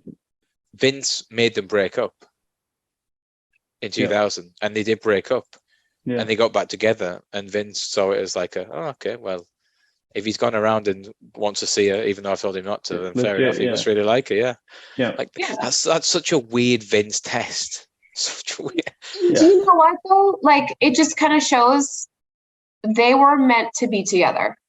And I'm not just saying that because like you guys know I love Stephanie, but like they were meant to be together. They've been married for, I think this is like 19 or 20 years that they've been married or whatever. Yeah. I think it's around that time. Not that I'm keeping track. They were married in 2002. Yeah, that was when Michael Hayes. Exactly. So I think that they're coming up on 20 years married. Like, especially in the wrestling business, marriages do not last. So Triple H doesn't drink or party, which probably helps him out a fair bit as well. Yeah. yeah, exactly. But I mean, Well, you know, Lissy, unfortunately, take my marriage very seriously. but can I tell you guys something? You can tell On a us. personal note, we've probably, except JJ because he's perfect, all of us have probably been in a similar situation, and we just weren't in the public eye with it, to be very honest. Yeah. Probably. Yeah. It's- They're human. They're all human. JJ's perfect. He is. He's a gem. That's it's so hard. It's so hard to know what like goes on behind closed doors, right? Exactly. Like, I feel sorry for China, but I'm not gonna lay blame at people's door for what happened to her. Yeah, exactly. You just be guessing, right? And you know, we can all make our own guesses, we can all make our own inferences, but no one really knows whatever happened. Yeah. I think the bottom line is you can feel sorry for China because life wasn't fair to her, I think, and it's sad. As they say, life goes on. I was going to say the show goes on, but that works too. What is happening in this main event, by the way? So we've got a handicap match in the main event. The two people who are going to fight out for the WWF title at Judgment Day in 3.5 weeks' time, The Undertaker and Kane, against Mankind, The Rock, and Ken Shamrock. I think The Rock won this #1 contenders match in a steel cage the night before. I had that VHS. It was breakdown. So the #1 contenders match is just pointless. Well, The Rock will face obviously the winner of Undertaker and Kane once. There's Fine. no the championship's held up at the minute, isn't it? Yeah. But so the night before, Undertaker and Kane both pinned Stone Cold, both hooked a leg at the same time, and then Vince ran off for the belt. Hence why it was in the trophy case almost. Vince is the interim champion for now. Fucking interim titles, man. Oh god, isn't a Serena Deeb versus Tony Storm for the interim title tonight? By the way, can I say the biggest pop for the women last week at Rampage Grand Slam was Jamie Hayter coming down to the ring. I hate you. You love her. I'm going to keep saying this. God, man, I'm tired of this interim business. Tired of it. It's pointless. We'll agree to disagree. Can I just say, like, I was just reminded of this today by a friend of mine. What happened to Serena Deeb? Yeah. What happened to Serena Deeb's 5-minute challenge? Like, that was such a cool gimmick. Oh, right? yeah. It was on Rampage, wasn't it? About it, right? And, like, oh, what a nice way to get women over. Long time, guy. You know that. The problem is, like, the only women's story that has had any form of, like, long-term planning is this Jamie Hayter being brought in as Brit's heater, a little bit of tension. Will they, won't they? Okay, now they're friends again. But you know something's going to happen. But that's been going for a year. Nothing else has had that much time invested into it. I mean, realistically, the only long-term storytelling we see is around Brit. Yes, yeah. Because that's what she's over. But the thing is, they put her into these situations to try to give her like a bit of a rub to everyone else. But what comes first, the chicken or the egg? Chicken. Right, like, but God created it. The chicken was an egg before. My point is, give other people a long-term storyline and they will get invested, right? I was just like, you can't just say, we'll build around Britt Baker because she's over, so we'll build all long-term storylines around her and forget everyone else. Build long-term storylines around other people become invested in it, and they, by proxy, get over. Hopefully, the signing of Saraya will signal some good things for the women's division, but I can't say that I hold up much hope. Did you say that people, by the way, trying to mansplain to her how she should spell her name on Twitter? I didn't see, but whatever. So unbelievable. Wrestling fans being wrestling fans. What, Saraya? Like she said it's pronounced Saraya, and someone said it's actually Saraya. She went, are you actually telling me how to pronounce my own name? My own name, I know. Don't get me started. Like, fucking wrestling fans, man. Sorry, Lisa, go on. Jerks. Thank you. Not Lisa. So I think where's your boyfriend? There's a lot of mixed reviews around Paige, aka Saraya, or Saraya, aka Paige, coming to AEW. I was reading something earlier that was saying, like, you know, she's been signed to a multi-year deal. I think it's 3 years, and given the amount, it's understood that she's going to be working in the ring, right? And Yeah. we've not seen her work in the ring in years. Yeah. Right. So I think it's kind of just like, what is she going to be doing? Well, you trust She that was they've done wrestling. you trust that they've done their due diligence and that they have assessed her medically, right? Like they did with CM Punk. What? Well, whatever. Jack. Cheers. You know, Eric I don't- Bischoff came out, didn't he, about 2-3 months ago, saying this is the biggest financial disaster a company's ever had. And then he came out in the week saying something like, and that's the tea. I was like, wow, Eric's got in like 2 footers. No, and my concern, to be very honest with you, is it comes from the same place all the time, right? Where we're like, okay, you guys watched the show last week. I love Sting. Oh my God, every time Sting goes through a table, I'm so scared. Like, what's he doing? Right? Like, I'm so scared. And then for somebody like Saraya, it's like, okay, WWE obviously is a very stringent company. They're run the way that they're run. They didn't put her in the ring for a reason. And they loved her and they pushed her so hard. So I'm scared. Like, I want to make sure she's good, and I want to make sure that, you know, her health is not in jeopardy ever. Do you put the Just belt on Brian her Danielson, immediately? hold Listen? on. WWE's doctors didn't want to clear Daniel Bryan at the time. All right. Right? He had to go to so many other specialists Yes. to get the clearance to say Yeah. he can. So, And I hope she's done the same. We don't know, right? The fact that she hasn't wrestled in WWE could just be them covering their own arse. And what I'm saying is I think they're overly cautious. JJ, they're a publicly traded company. They don't want to put any risk at all. Right. At all. And they shouldn't. Absolutely. But like, but he loved wrestling so much and he missed it so much that he went over and above what he should have had to do to get clearance. So does for she. Vince to go. Fine. Yeah. And but my thing is, so does she. Like, she wrestling's in her blood. Like, both her parents are wrestlers. Like, I don't think that she wouldn't go to any lengths that he didn't go to.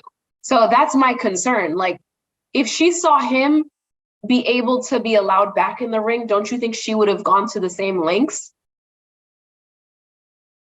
I agree. It's just maybe Fed gonna Fed. She got released, right? I mean, that was it. She was doing backstage stuff. Her contract was up. Her contract was quite. You remember she was quite vocal about she wanted to carry on doing her Twitch stuff. They made her close her Twitch down. Yeah. Wow, unprotected chair shots. This is very 1998. Anyway, Mick Foley can take an ass kick in here, by the way. Obviously, I don't want to see any harm come to anyone, and I am a huge fan of Paige Saraya. I don't know anything about it because by the time she started wrestling, I've tuned out, so I wouldn't know anything. Go and watch her debut. Like, go and find the video, Paige debut WWE, and just. What year was this? By the way, it was like 2015 or. Well, she was in NXT before, so like 2013, 14, 15, and she was I think she was 21 when she came up to the main roster, extremely young, like rarely. And the film about her is really cool as well. Yeah. The rock stars in it, good film. Anyway, but go and watch her debut. It's very cool, and that was my first introduction to her. Because at the time I wasn't watching NXT, but I just saw this like woman who is my type of girl. Like I like that look. Cool, and I was like instantly. We talked about Joseph before. He likes something a bit more alternative. Oh no, that was me. That was me and you. I found the clip of that from this show we did last year. Just the one with me, just me and you. There was no JJ. Yeah. And I was explaining Joseph's side to a woman alternative. Yeah, I can't believe we kept. Whilst he's got to sit here and edit this and watch what you say about him. No, and I think Joseph, miss you, babe. Joseph, I don't know you, but I feel like I do. I've got a call with him Friday, yeah. So I'll pass these. No, I mean, I feel like when we talked about that, we were talking about, like, if I'm not mistaken, Ruby Soho, right? Because she has an alternative look. Yeah. And just saying how I think in previous years there would not be any room for someone who looked like her. Versus now things have changed a lot. So and it's in a positive way. But Paige, at that time in whenever it was 2015, had such a unique look, like such a unique look. So pale in comparison to other girls. I don't think she'd had her boobs done then. I might be mistaken. Like she was just like this skinny girl. I saw a photo of her. She looked like it was a basic like black hair goth girl from the north of England. Like I mean, and well, from the southeast of England as it goes, but yeah, close enough. She looked like somebody that would have had a MySpace from our age. This is someone that would have had a MySpace account with the hair over there. And I know the look. Listen to Paramore and Fall Out Boy. I think they called it Scene. The People's Elbow. Called it what? Scene. Yeah. SCENE. Anyway, it doesn't matter. Whatever. Going on a lot. But anyway, the point is, go watch that match.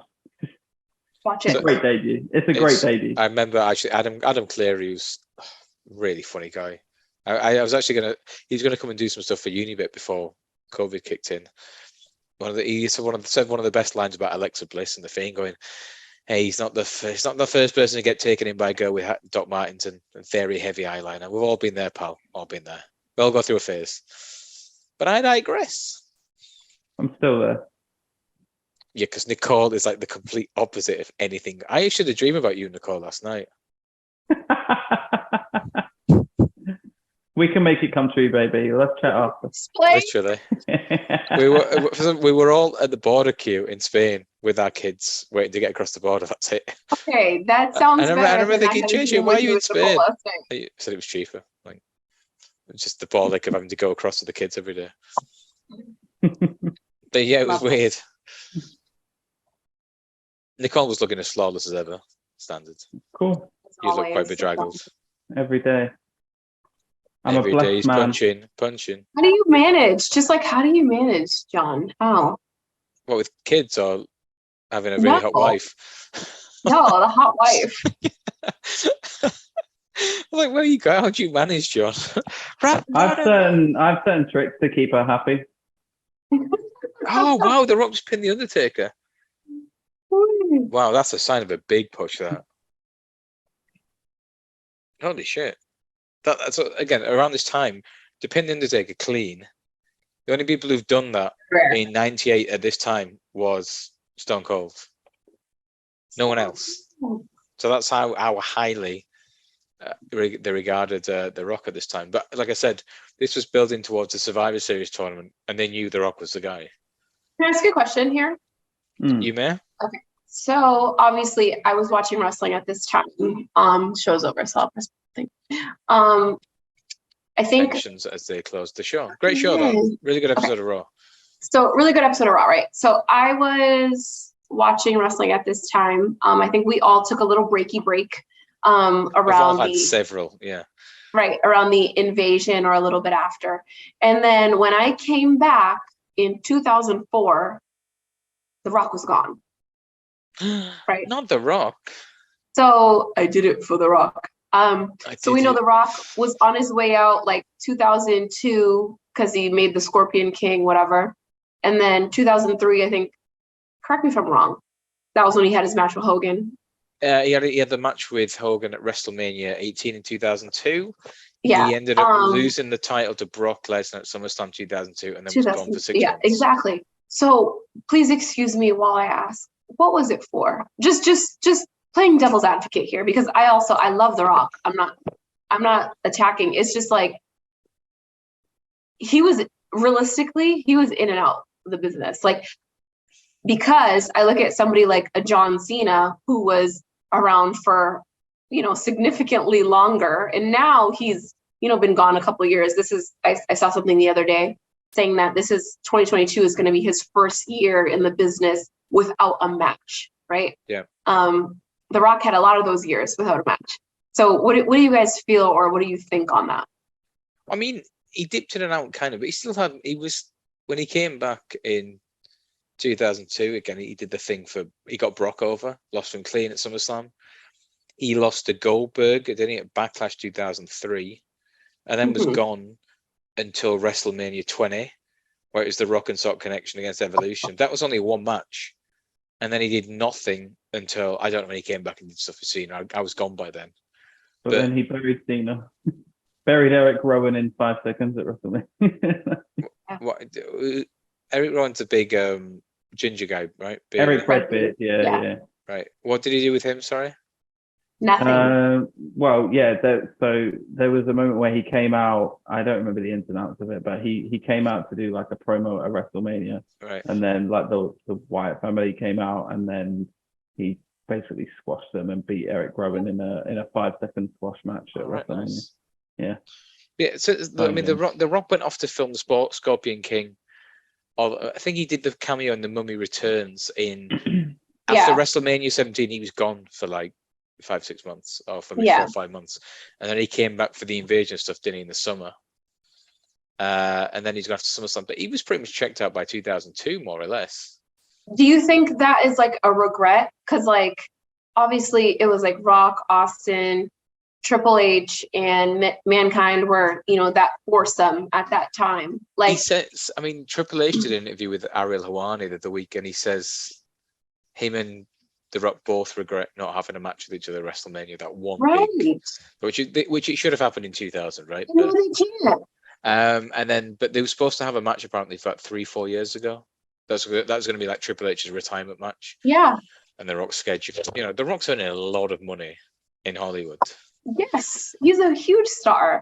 But he says, Triple H was saying, like, me and The Rock speak about it, saying he was watching an old match and sent him a photo saying that you could see his goosebumps, and The Rock said nothing compares to it in the ring. But why are you going to take such risk on your body for such relatively minuscule payoffs compared to acting in Hollywood? He has his own trailer, right, that goes everywhere around the world with him.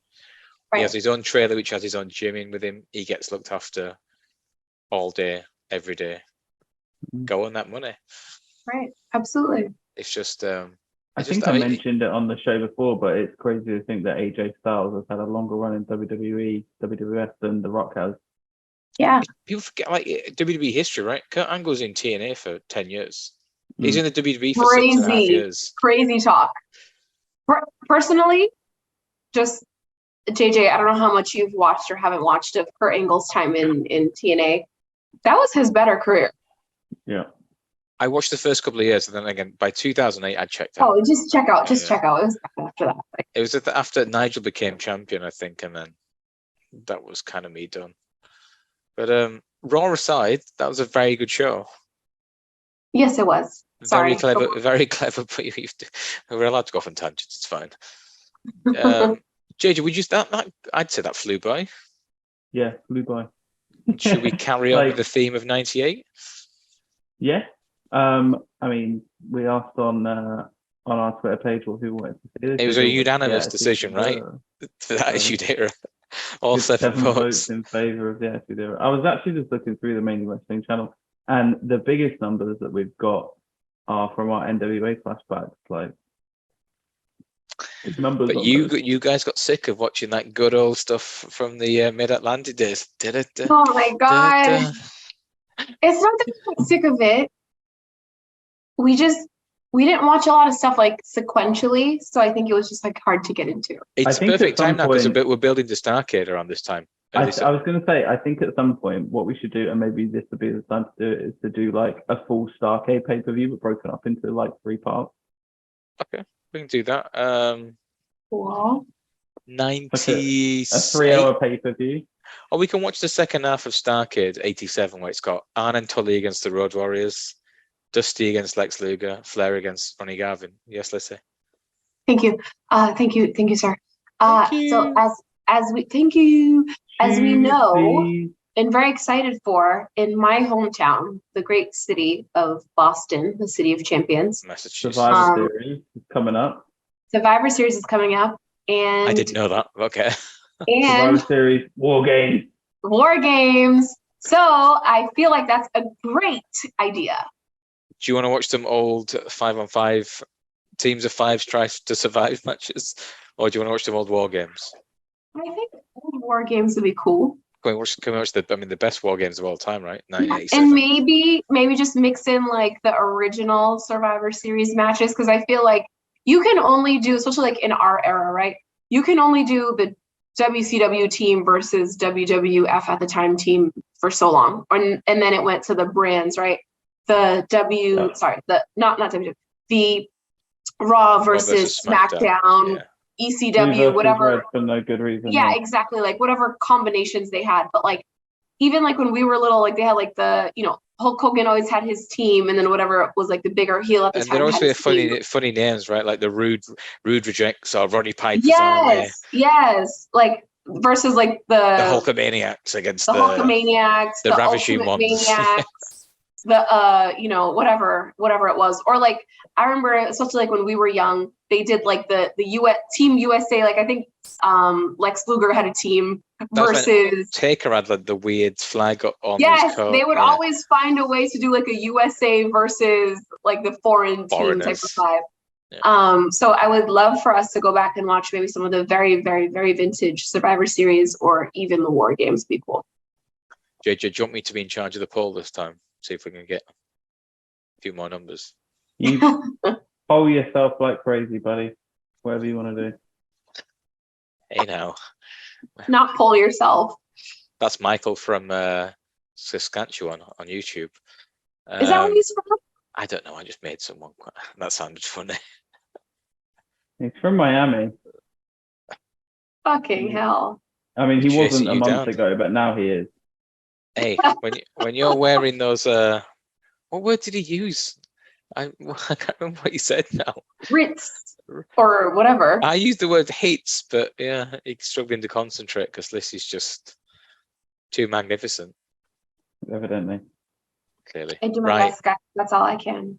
That has been episode 14 of the Mainly Wrestling Show. Lissy, are we going to watch next week as well?